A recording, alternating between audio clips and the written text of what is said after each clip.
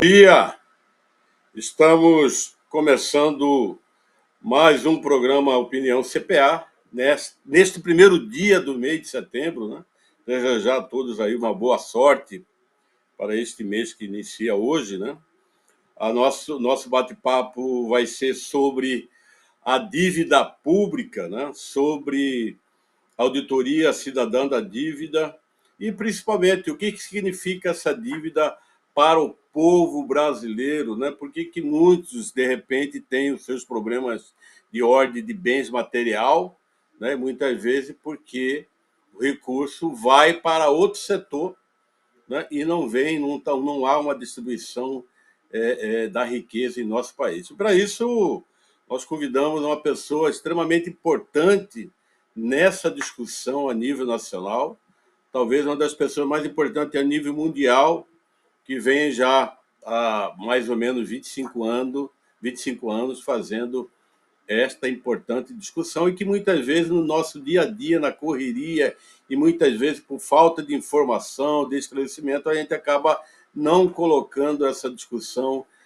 no nosso seio familiar, profissional, acadêmico, né? Até porque nós, brasileiros, somos pautados por uma mídia que não tem interesse em discutir a realidade do povo brasileiro. É uma mídia extremamente americanizada, né? Uma mídia que puxa o saco dos americanos, uma mídia que joga contra o povo brasileiro, contra a soberania nacional, uma mídia que é contra os direitos trabalhistas, contra, inclusive, os direitos humanos.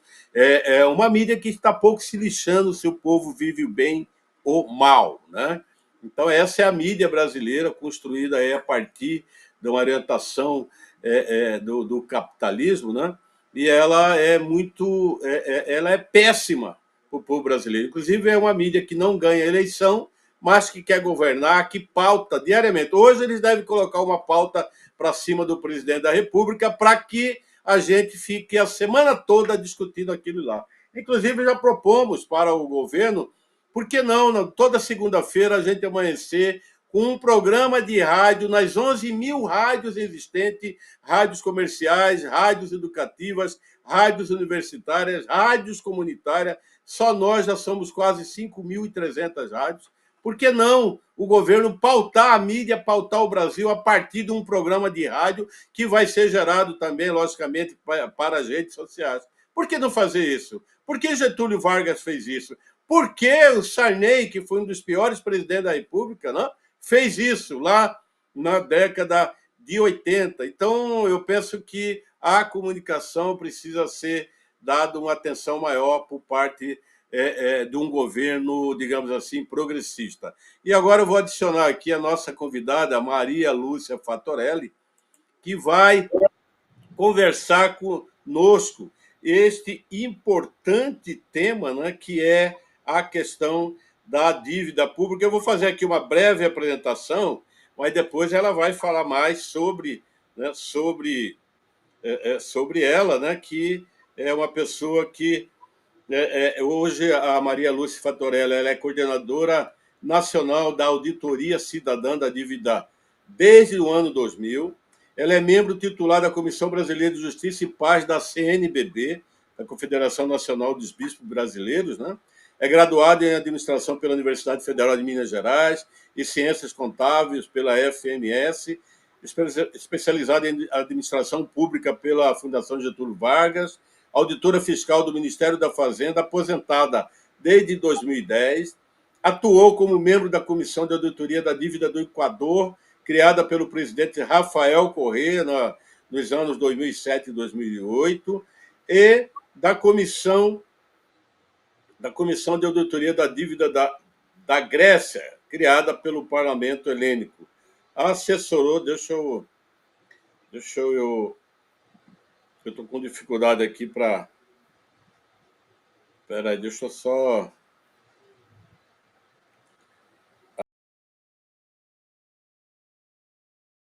Da Pública na Câmara dos Deputados, em 2009 e 2010, e a CPI da Prefeitura de Belo Horizonte, Ativos e Sociedade Anônima da Câmara Municipal de Belo Horizonte, que investigou o esquema da securitização de créditos públicos em 2019 2017 também membro temporário do Expert Group da UNCTAD, da ONU, né, Bruxelas, em 2009, New York, em 2011, e tem vários livros e artigos publicados no Brasil e exterior.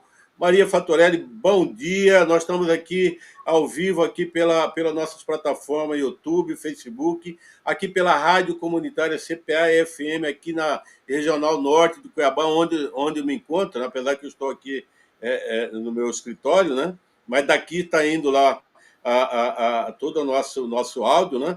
Também ao vivo, nossos companheiros e companheiras ouvintes lá da cidade de Arapiraca, no agreste do estado de Alagoas, também para os nossos companheiros da Rádio Web, lá no sertão de Alagoas, lá em São José da Tapera, no sertão alagoano, também para os nossos companheiros da cidade de São Sebastião, da Rádio Salomé, lá no agreste do estado de São Paulo, nossos companheiros da Rádio Benfica FM, lá em Fortaleza, Ceará, e a todos aqueles que vão colocar esse programa em outros horários, até porque o horário nobre do rádio no Brasil é pela manhã, onde, segundo pesquisa, o rádio lidera no Brasil cerca de 4 horas. 4 horas só dá as rádios como grande liderança de comunicação. E, logicamente, essas 4 horas são pela manhã, porque o nosso povo quer um companheiro, o nosso povo gosta de informação, o nosso povo quer saber das novidades, o nosso povo quer saber do seu futuro. Aí, à tarde e à noite, quem lidera é a televisão. Então, nesse sentido, trouxemos um assunto extremamente importante. Bom dia, Maria Lúcia Fatorelli. Muito obrigado. Há muito tempo que eu queria te conhecer, queria te entrevistar, e nada melhor do que um dia atrás do outro. Obrigado, seja bem-vinda. Muito grata, Jeremias, pelo convite, pela oportunidade de conversar com todas essas pessoas. Olha, parabéns pelo alcance aí do programa. E eu fico muito feliz de ter essa oportunidade de dialogar com tanta gente bacana a essa hora da manhã. Obrigada. Bacana. Obrigado. Nós que agradecemos. Eu fiz aqui um breve histórico, mas eu gostaria que você, né, dissesse de onde que nasceu na onde, né, e aí como que você chegou nessa vida, né, de fiscal, de auditora, de intelectual, nessa área tão importante, né, que é tratar aí da tão falada dívida, né, que todos os países têm, que inclusive o Brasil tem até demais, né? Sim, eu sou mineira, Jeremias. Eu nasci em Belo Horizonte, Minas Gerais, uma família grande. Eu sou a sétima de 8 filhos e cresci ali em Belo Horizonte. Fiz faculdade, fiz concurso para a Receita Federal, fui auditora. E depois de muitos anos como auditora, meus colegas me elegeram para o sindicato lá em Belo Horizonte, naquela década, final da década de 90, nossos salários congelados. Quem é servidor público há mais tempo, né, vai se lembrar, aquela década de 90, enquanto Fernando Henrique Cardoso privatizava a maior parte do nosso patrimônio público, privatizou a Vale do Rio Doce e todas as empresas de telefonia, siderúrgicas. Então, aquela privatização toda era para pagar a tal da dívida. E todo mundo acreditava, inclusive a mídia, essa mídia aí que você citou, que não trabalha de costas para os interesses do povo brasileiro, ela parou de falar do problema da dívida aí, na década de 90. Só que nós trabalhávamos ali na Receita e, tal como todos os servidores públicos de todas as áreas, estávamos com o nosso salário congelado, porque em 94 veio o Plano Real, teoricamente acabou com a inflação, teoricamente, porque a inflação continuou existindo, mas nada podia ser corrigido, exceto a dívida. A dívida continuou tendo lá uma correção paralela, mas todos os contratos ficaram congelados. E como a gente trabalhava na Receita, a gente via que nós estávamos arrecadando muito tributo. Nós estávamos batendo recorde de arrecadação todo ano. Então, por que não melhorar as condições? Se na prática os preços estavam efetivamente subindo. E aí, meus colegas me colocaram no sindicato. Minha primeira tarefa no sindicato, Jeremias, foi estudar o orçamento público, para entender por que, que nosso salário estava congelado naquela conjuntura de crescimento de arrecadação. Foi aí que nós nos deparamos com o privilégio dos gastos com a dívida pública. Todo ano, Jeremias, e todas as pessoas que estão aqui nos escutando, todo ano, mais de 40% dos recursos do orçamento federal são absorvidos com o pagamento dos juros e amortizações da dívida. É um pagamento gigante. E a dívida só cresce. Nós, então, começamos a investigar essa dívida. E logo no ano seguinte, em 2000, veio o chamamento para o plebiscito popular sobre a dívida. Quem é jovem há mais tempo, como eu, vai se lembrar. Esse plebiscito ele foi puxado por todas as igrejas, pela Ordem dos Advogados do Brasil, pela campanha Jubileu Sul, que na época foi formada exatamente naquele processo do jubileu, né? A cada 25 anos nós temos um ano jubilar. Esse ano, por exemplo, é outro ano jubilar. E naquele ano, 2000, iniciando o novo milênio, o Papa João Paulo II falou: esse milênio é um milênio sem dívidas, por um milênio sem dívidas, ele profetizou. Então, essa campanha Jubileu, ela nasceu aqui no Brasil e em várias partes do mundo para discutir a questão da dívida. E aqui no Brasil, a proposta foi realizar um plebiscito. Foram colocadas 3 perguntas para a população. E uma delas falava da auditoria da dívida, porque a auditoria aqui no Brasil, ela está prevista na Constituição Federal de 1988. Só que ela nunca foi realizada. Aí começamos a investigar e há 25 anos a gente faz esse trabalho. Para resumir um pouco, Jeremias, para o nosso público, o que nós já avançamos nesse período? Primeira coisa, nós já comprovamos que no Brasil, essa chamada dívida pública, que absorve todo ano, como eu falei, mais de 40% do orçamento federal, que está por trás de todas as privatizações de patrimônio público. Olha, tudo que se privatizou no Brasil, todo o patrimônio público que nós perdemos, porque privatizou, perdeu. Aí o lucro vai todo para o setor privado que comprou, a gente fica só com o dano ambiental. No caso da Vale, olha o que a Vale faz no Brasil. Arranca todas as nossas riquezas, ela passou a ser proprietária de todo o subsolo. Arranca nossas riquezas, manda grande parte para o exterior, e cadê o investimento? A gente fica aí com os buracos, com as barragens que se rompem e matam, como mataram em Mariana, em Brumadinho e tantas outras ameaças que ameaçam aí o povo brasileiro em várias regiões.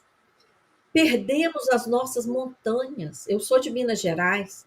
Quantas montanhas deixaram de existir e dão lugar a buracos contaminados, não é? Então, toda essa privatização, ela decorre da dívida. Tudo isso foi entregue para pagar a dívida. A desculpa era essa. E a dívida nunca acaba. Todas as contra-reformas, Jeremias. Então, todo mundo que está nos escutando pode falar: mas o que isso tem a ver comigo? Olha, se você pretende se aposentar ou já se aposentou, todas as dificuldades, todas as os adiamentos que aumentam a idade, que reduzem benefício, todas as reformas da Previdência vieram para que sobre mais dinheiro para pagar a dívida. Então, você que está nos escutando está pagando essa dívida de várias formas. Está pagando essa dívida quando você procura por um serviço de saúde, de educação e não acha um serviço com a qualidade que você merece. Isso é por causa da dívida. Tem um arcabouço, tem um teto de gastos que impede os investimentos públicos. Por quê? Para sobrar mais para pagar essa dívida. Eu gostaria, para que o nosso público tenha um conhecimento maior, como que originou essa dívida? Qual o período que começou essa dívida? Por que que foi feito? E como que vem se dando essa dívida de lá para cá? Né? Para que a gente possa entender, porque todos nós, individualmente, contraímos dívidas, né? E a gente é obrigado a pagar, né? E a lei foi só aprimorando, né?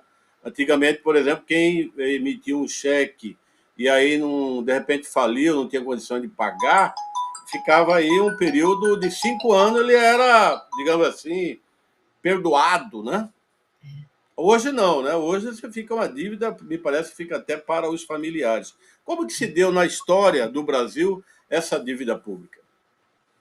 Sua pergunta é excelente, Jeremias. Em primeiro lugar, a nossa dívida pública, a dívida pública é a dívida contraída pelo governo federal, estadual ou municipal, ou por empresas públicas. Essa é a dívida pública. Eles contraem em nosso nome. O governo contrai e quem fica devendo é o povo. E vai pagar aí com arroxo salarial, com redução de serviços, com redução de direitos, como direito à aposentadoria, perda de patrimônio, etc.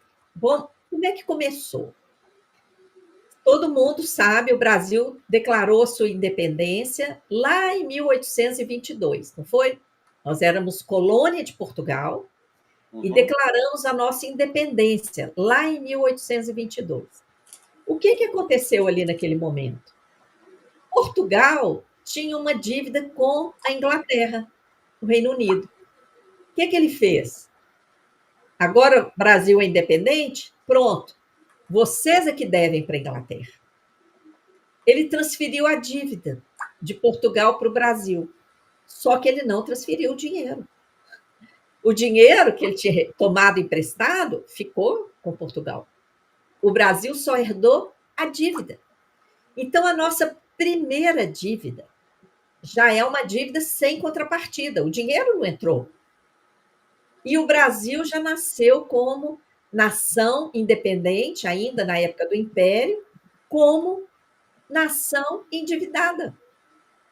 E foi muito ouro, prata, pedras preciosas, pau-brasil e outros produtos agrícolas foram embora para pagar essa dívida. E, a partir daí, novos empréstimos. Por quê? Mesmo exportando tudo isso, a gente não conseguia o volume de moeda estrangeira suficiente para pagar aquelas obrigações herdadas de Portugal.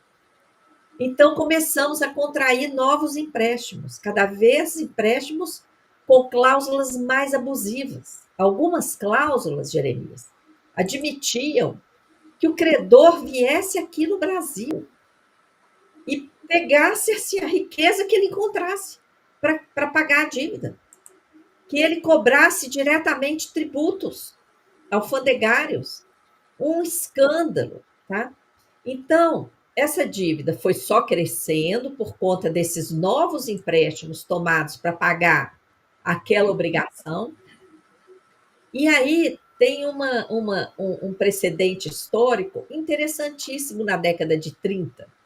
Getúlio Vargas, em 1931, realizou uma auditoria da dívida. Na época, era o presidente da República que autorizava as remessas ao exterior. E ele ficou invocado, todo dia ele tinha que assinar um volume grande de remessas ao exterior. Ele então pediu o seu ministro da Fazenda, Oswaldo Aranha, para investigar que contratos eram aqueles, o que ele estava pagando, o que ele estava autorizando. E quando o Ministério da Fazenda, na época, foi fazer essa investigação, verificou que a maior parte daquela dívida sequer tinha contrato. Apenas 40% tinha contrato, a maior parte não tinha contrato. E aí ele questionou: peraí, que história é essa? O que vocês estão cobrando? E o jurista João Luiz do Boc Pinot é que nos contava isso. Ele disse que os negociadores brasileiros questionavam: peraí, essa parte aqui vocês estão cobrando, mas não tem nem contrato. Como é que vocês estão cobrando isso? E o professor João Luiz dizia que eles responderam: a gente cobra, vocês pagam. Olha só, olha a importância de realizar uma auditoria. Nem se sabia o que estávamos pagando. Aquela iniciativa de Getúlio Vargas deu uma equacionada na questão da dívida, tá? A dívida atual, o ciclo atual, que a dívida tem vários ciclos. Teve aquele ciclo do Império, depois teve outro ciclo. O ciclo atual, para dar tempo da gente falar, ele começa justamente quando entra a ditadura militar aqui no Brasil, em 1964, quando é criado o Banco Central do Brasil. Ali na ditadura, quando veio a ditadura militar aqui para o Brasil, quando foi implantada aqui aquele golpe, junto com a ditadura, veio todo um plano econômico, o chamado PAEG, um plano econômico para ser aplicado pelo governo aqui no Brasil. Esse plano econômico incluía a criação do Banco Central, esse Banco Central aí, que também trabalha de costas para o Brasil, viu, Jeremias? Com certeza.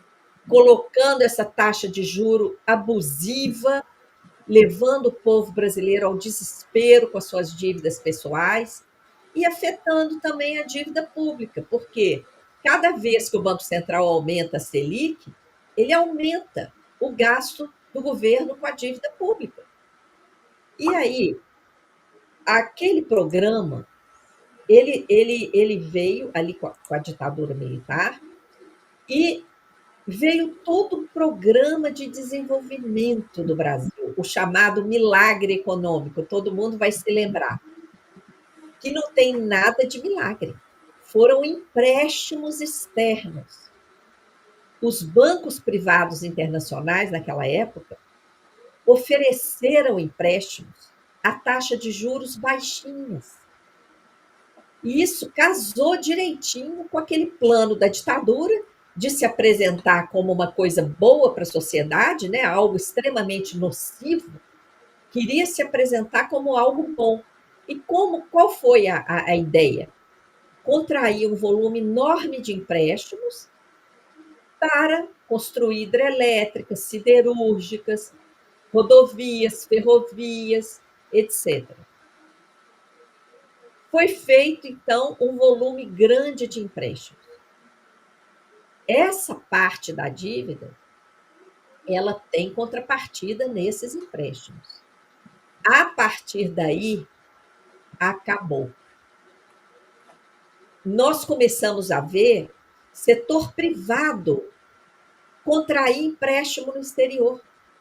Bancos que atuavam no Brasil, o Banco Central autorizou, a partir de 1977, que os bancos que atuavam no Brasil, tanto bancos brasileiros como estrangeiros, contraíssem empréstimo lá fora à vontade, sem limite.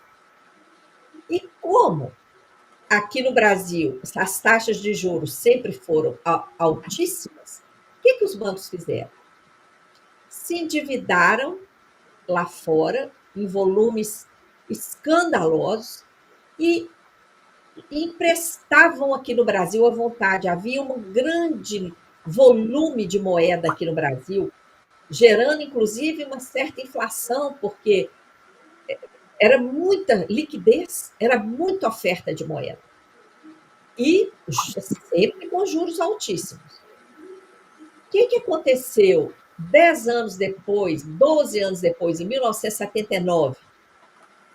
Os bancos privados internacionais que tinham feito aqueles empréstimos todos, tanto para o setor público como para o setor privado, eles elevaram as taxas de juros internacionais. Aqueles empréstimos internacionais tinham uma taxa de juro baixinha, 4 a 6% ao ano. A partir de 1979, os bancos emprestadores elevaram essas taxas para mais de 20% ao ano. Caramba.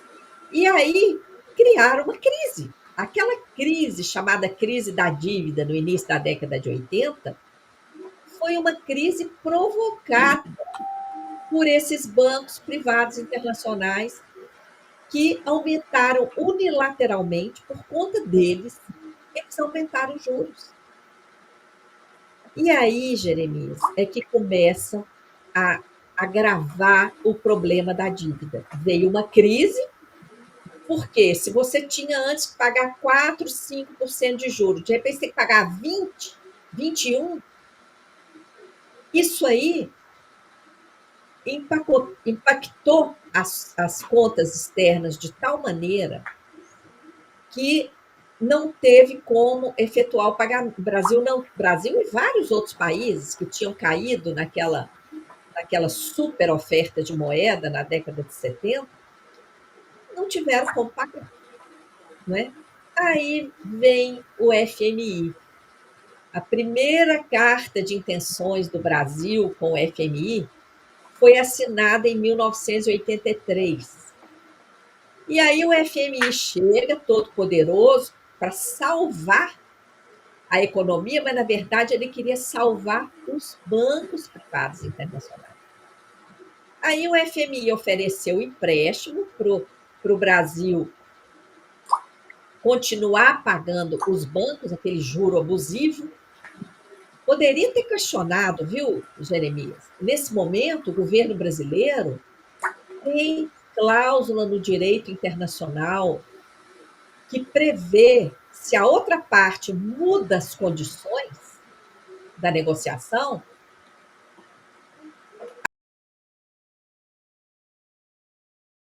você tinha feito um pacto a 4, 6%. De repente, mudou para 20, 21%, é outra situação. Isso tem que ser renegociado. Mas nem o Brasil, nem qualquer outro governo de outros países afetados da mesma forma, ninguém questionou isso. Sabe, por causa do poder do império, né? A maioria dos bancos eram norte-americanos. E tinha alguns bancos europeus também. Então, com aquela entrada do FMI, o que o FMI obrigou? Além de implementar um programa econômico, dando sequência e aprofundando as condições daquele PAEG, que amarrou o Brasil, o que o FMI obrigou em relação à dívida? Obrigou que o Banco Central do Brasil, olha, o Banco Central é um agente do sistema financeiro, cuida da moeda, cuida da política monetária. Ele obrigou o Banco Central a ser o devedor, assumir o papel de devedor de todas as dívidas contraídas, tanto pelo setor público como pelo setor privado. Dívidas contraídas por bancos, por empresas privadas, até multinacionais. Então, imagina isso. O Banco Central, sem receber dinheiro nenhum, de novo, assumiu uma dívida do setor privado. Quem tinha ganho com aquela dívida, quem tinha tomado emprestado, eram os bancos, eram as empresas. E o Banco Central passou a ser o devedor. Olha só.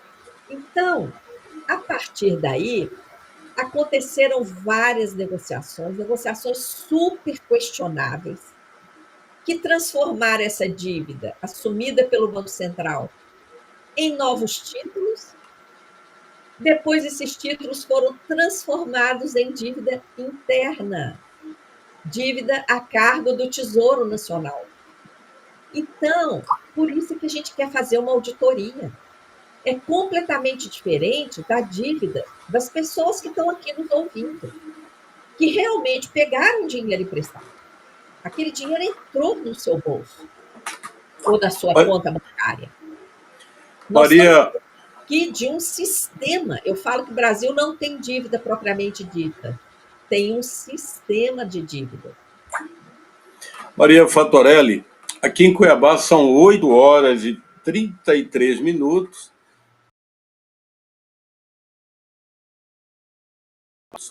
Mandar um abraço aí para todos os nossos ouvintes das emissoras e também aqui nos nossos canais de Facebook e YouTube, né?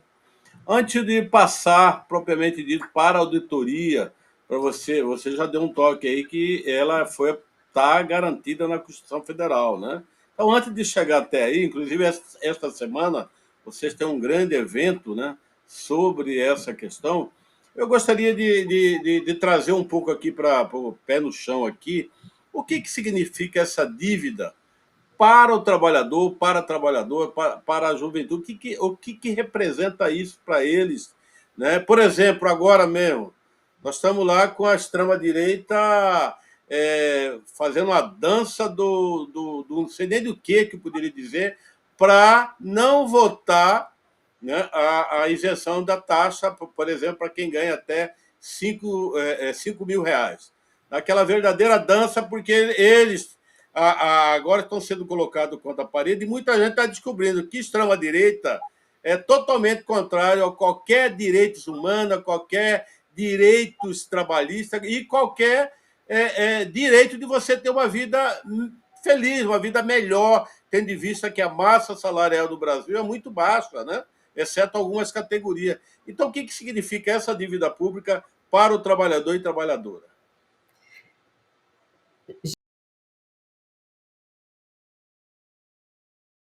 Esse sistema que é diretamente ligado com o modelo econômico que funciona no Brasil. Então, está tudo interligado.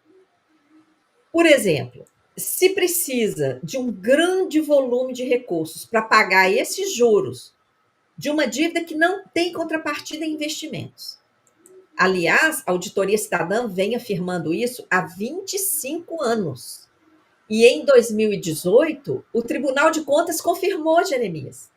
O Tribunal de Contas da União, provocado por um senador que não era de esquerda, que estava questionando a nossa afirmação,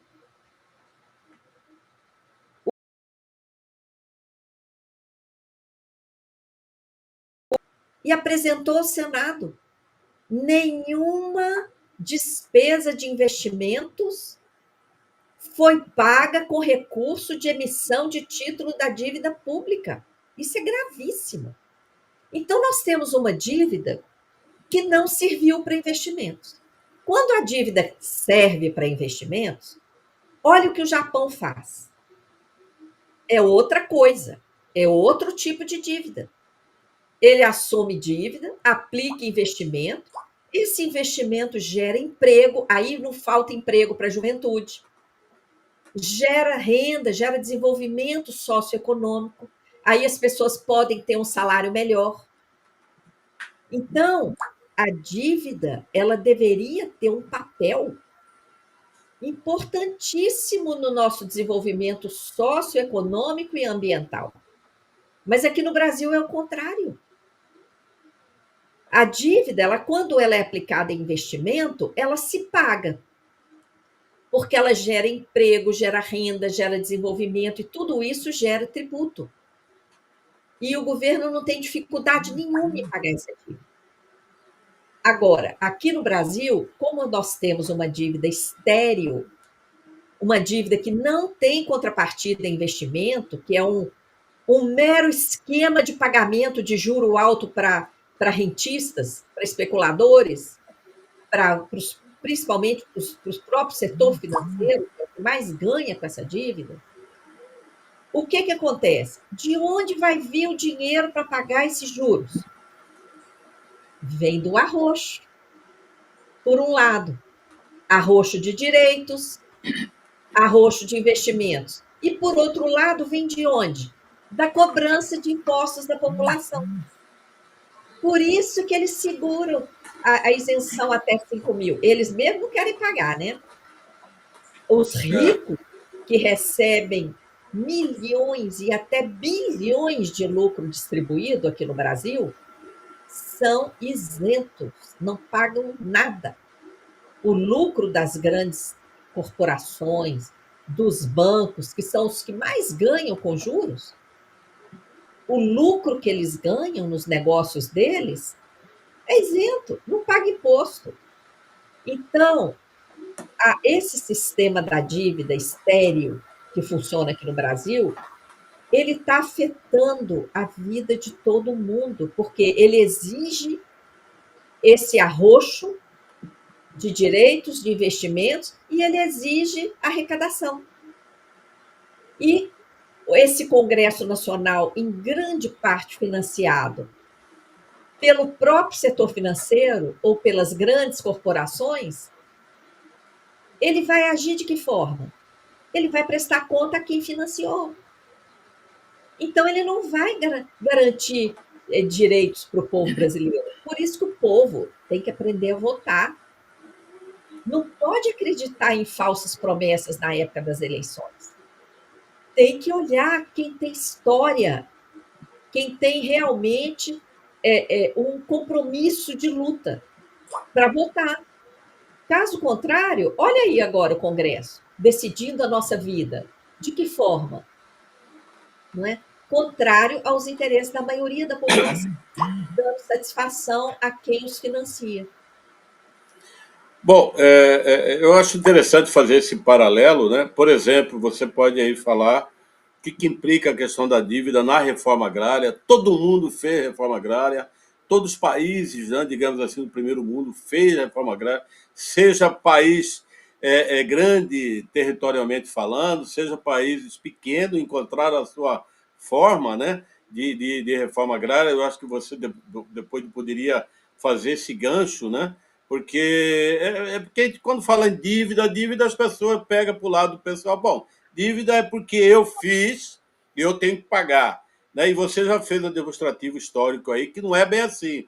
E outro, pior do que isso, nós pagamos, né? E eu creio que devemos estar pagando ainda, dívida de banqueiros, né? Dívida de gente que se dispôs a entrar num ramo financeiro, de ficar extremamente bilionários, né? Mas que, na hora H, o povo brasileiro que acaba salvando essa gente. Então, eu acho que isso que é interessante, fazer essa retrospectiva, para depois a gente entrar na auditoria da dívida. E aí eu pergunto, para fazer a auditoria da dívida no Brasil, nós precisamos ter uma aprovação do Congresso Nacional? Olha, a auditoria que está prevista na Constituição, ela é uma auditoria a ser feita por uma comissão mista do Congresso Nacional, com deputados e senadores. Essa que nunca o Congresso Nacional obedeceu. Chegou lá na década de 80 a ser formada uma comissão, mas ela não chegou a fazer a auditoria, era para ter criado outra. E até hoje não foi criada. Por isso, a nossa luta, ela tem respaldo constitucional. E ela tem respaldo popular também, porque o plebiscito que eu citei lá no início da entrevista, mais de 6 milhões de pessoas votaram naquele plebiscito. E como os poderes constituídos não tomaram providência, foi criada a Auditoria Cidadã da Dívida. A Auditoria Cidadã nasceu daquele plebiscito. Então, a nossa luta tem esse respaldo constitucional e popular. E é muito importante que o povo tenha essa consciência da importância de fazer auditoria. Porque a dívida pública aqui no Brasil não tem nada a ver com a dívida assumida pelas pessoas. É um grande esquema, é um grande sistema. E que está amarrando o Brasil de forma criminosa, porque o Brasil é riquíssimo. era para todas as pessoas terem vida digna, em abundância.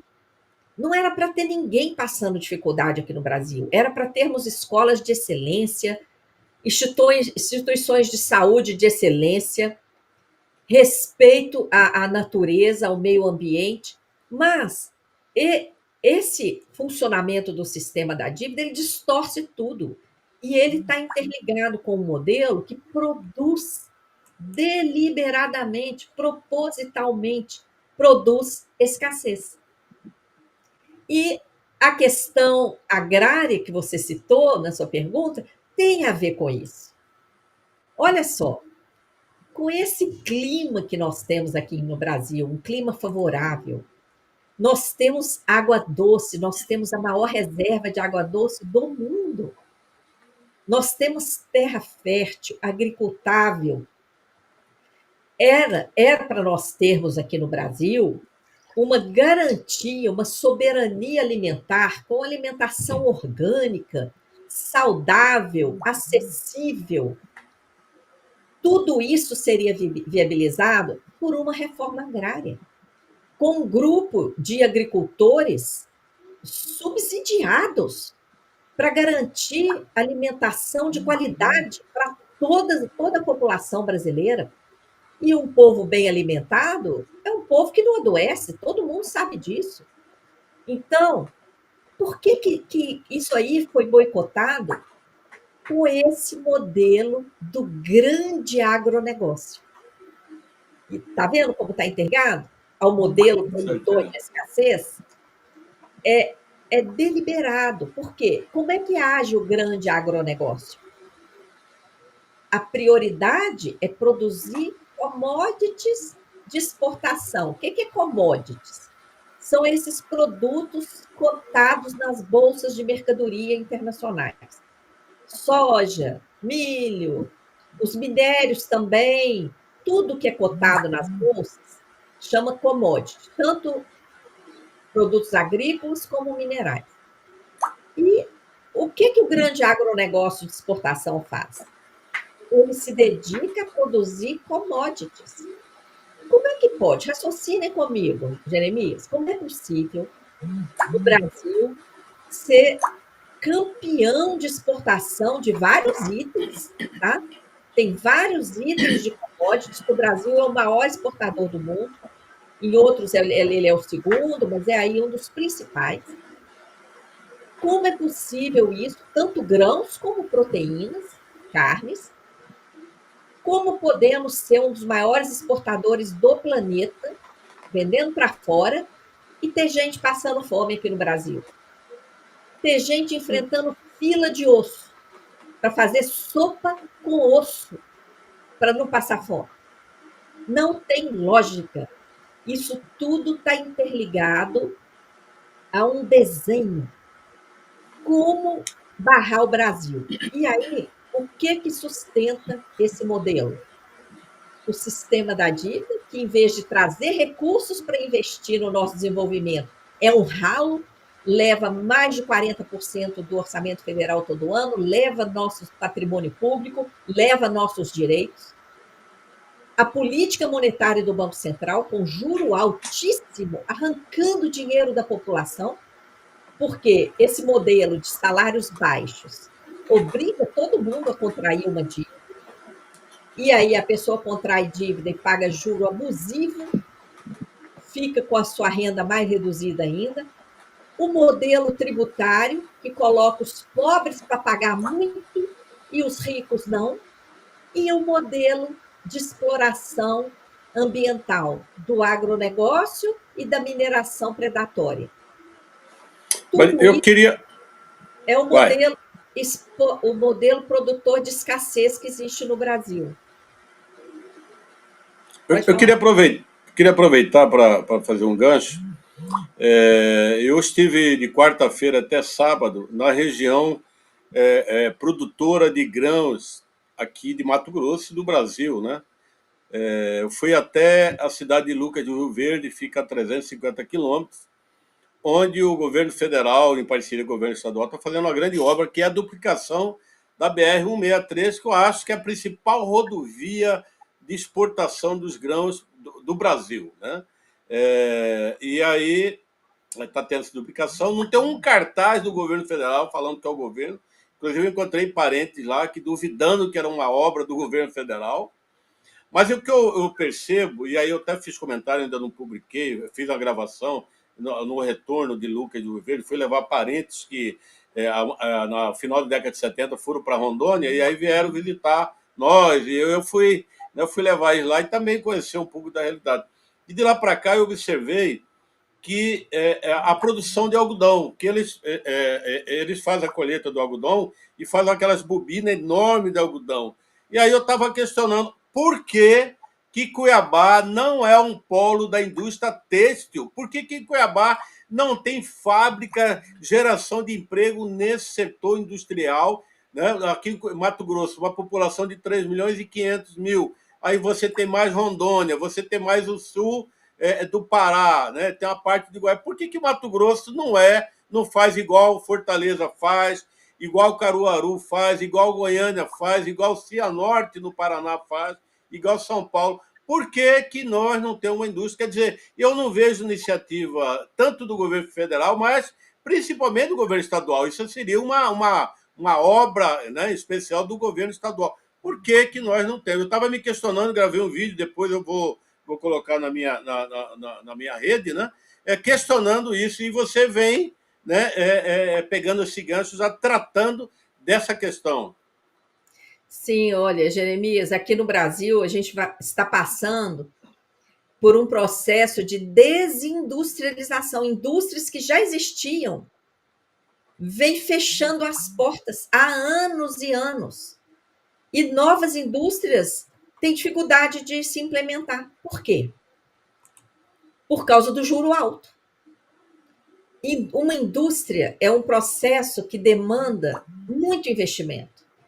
Para você colocar uma indústria de pé, é muito investimento em maquinário, treinamento e tudo mais. Agora, é o principal motor do desenvolvimento econômico de um país.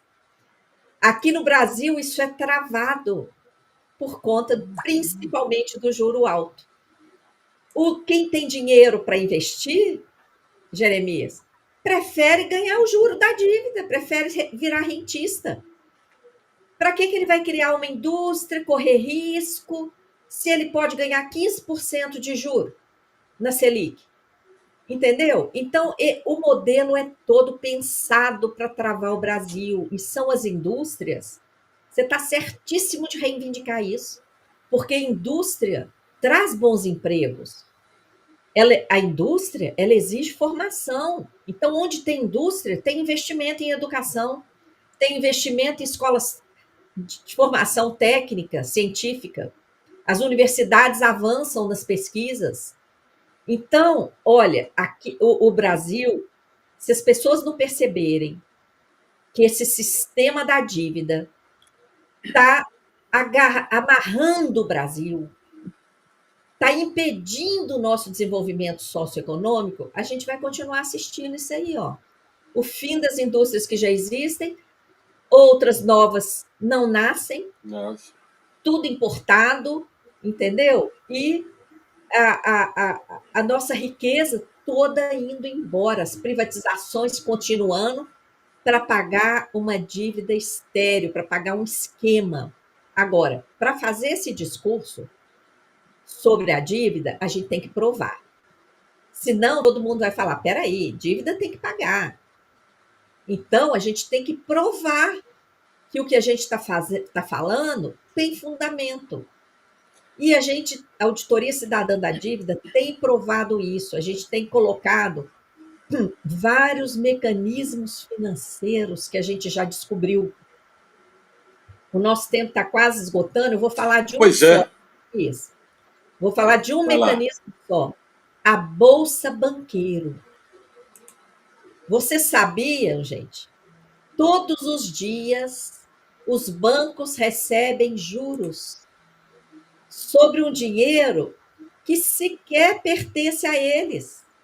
Sobre o nosso dinheiro, o meu, o seu, Jeremias. empresas, o dinheiro de todo mundo que está nos ouvindo, que está nos bancos, dinheiro das empresas, dos órgãos públicos, todo esse dinheiro que está nos bancos, que não é deles, que é da sociedade, e que deveria retornar para a sociedade em empréstimo a juro baixo, para o dinheiro circular na economia de forma saudável. O que acontece? Os bancos só emprestam a juro abusivo. Então, esse dinheiro sobra no caixa dos bancos. Essa sobra, que é trilhões, eu estou falando de trilhões, os bancos colocam no Banco Central e o Banco Central paga juro para os bancos. A gente fala que isso é bolsa banqueiro, porque o banco pega uma coisa que não é dele e vai lá e ganha dinheiro. E onde que vai contabilizado esse gasto? Na conta da dívida. Isso não é dívida, pessoal. Isso não é dívida. Nós estamos pagando uma conta que não é nossa. Eu estou vendo que você já botou o cartaz aí dos nossos 25 anos. Obrigada. Pois Hoje, é. Então, deixa eu te fazer praticamente a última pergunta. 25 anos da Auditoria Cidadã da Dívida, tem uma programação, uma agenda comemorativa desses 25 anos, né? E começa hoje, né? Eu gostaria que você falasse desta programação e como que as pessoas podem assistir, já que, né, a maioria de nós não, né, não estamos lá. E qual é o objetivo, né, dessa programação extensa? Eu estou vendo aqui, começa hoje e vai até o dia 29 de setembro, né, com vários temas, né, e também tem as mobilizações. Dia 7, né, de setembro, que é o grande dia, né, de povo na rua, né, de desfiles, de comemoração, de reflexão, né, também vai ter o grande dia do Grito dos Excluídos, que acontece em todo o Brasil, principalmente nas capitais. Vai ter lá a questão do plebiscito popular, né? E também você coloca aqui, dia 21 de setembro, a mobilização presencial, né, para divulgar essa campanha. Gostaria que você fizesse um resumo para nós desta extensa programação de comemoração aos 25 anos da Auditoria Cidadã da Dívida. sim, a nossa comemoração vai ser feita aí com muito debate e mobilizações. Por quê? É uma forma da gente mostrar, não é, todo o acúmulo ao longo desses 25 anos e trazer mais pessoas.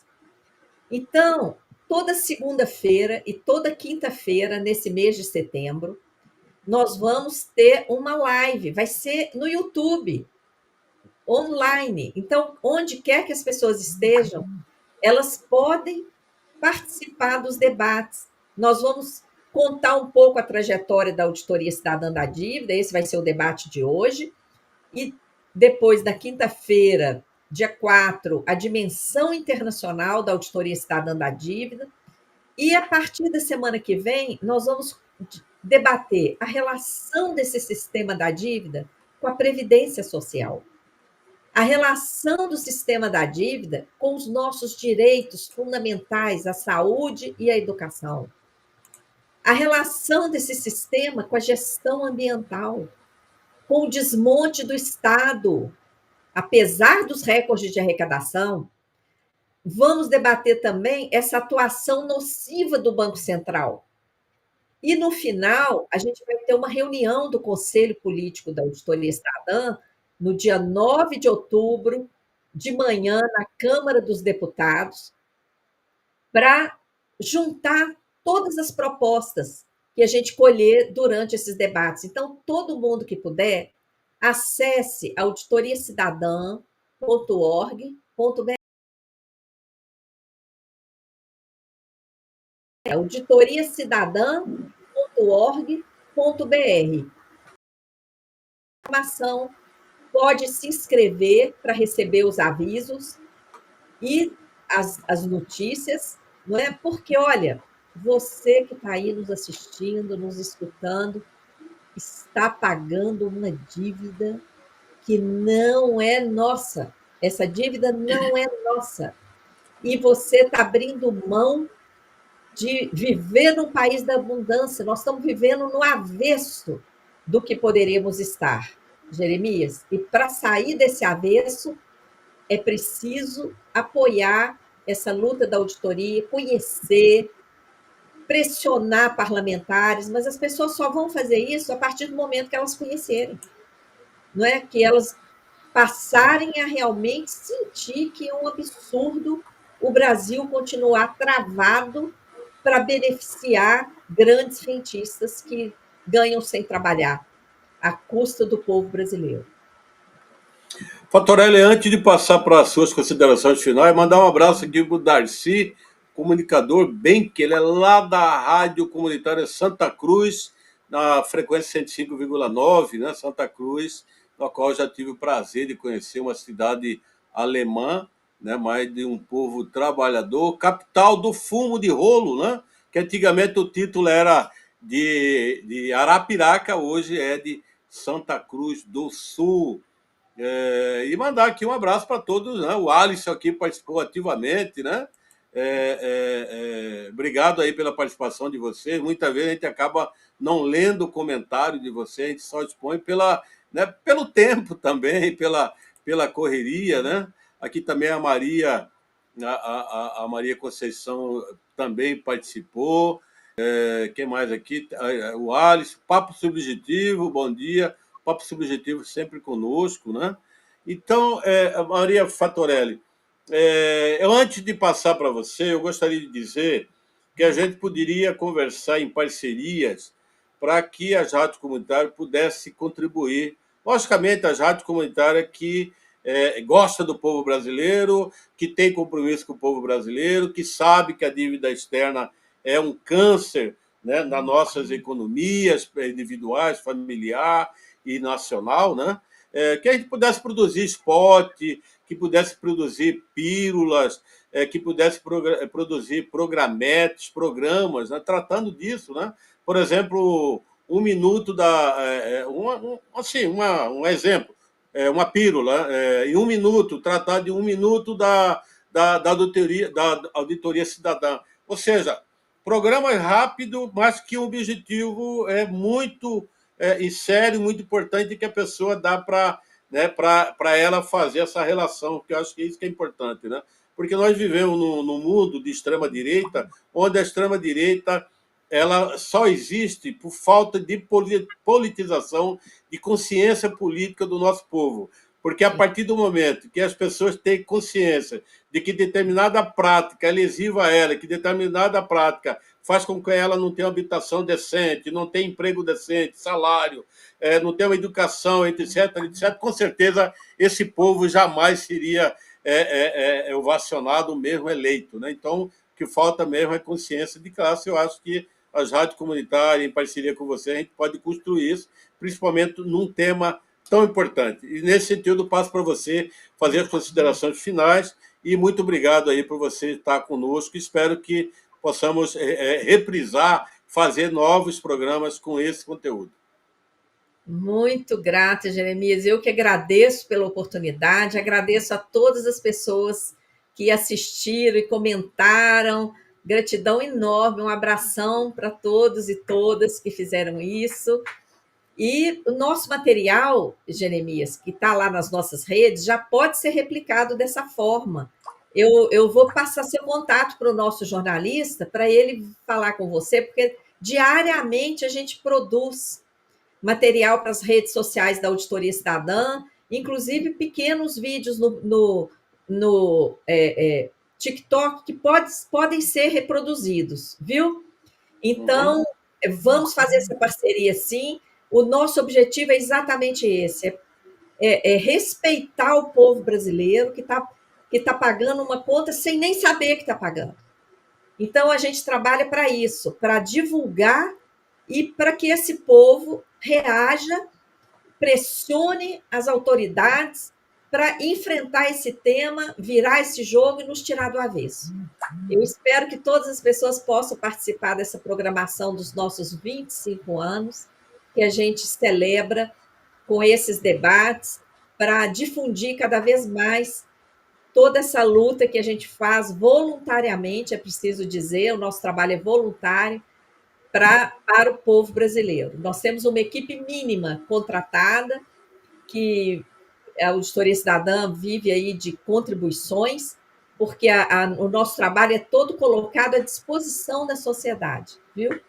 Gratidão enorme, Jeremias, e um abraço para todas as pessoas que acompanharam aí o programa e que vão assistir depois. Nós que agradecemos, muito obrigado. Vida longa para você, vida longa para todos esses companheiros e companheiras que têm compromisso com o povo brasileiro, e vida longa para nossos ouvintes, né, de Mato Grosso, Alagoas, Ceará, Rio Grande do Sul e de todos os outros estados, e também para quem vai colocar esta entrevista no ar em outros horários. Quarta-feira tem mais Abraço Entrevista. Bom início de semana, bom início de mês, e boa sorte para todos e todas e todos, né? Obrigado, um abraço. Obrigada.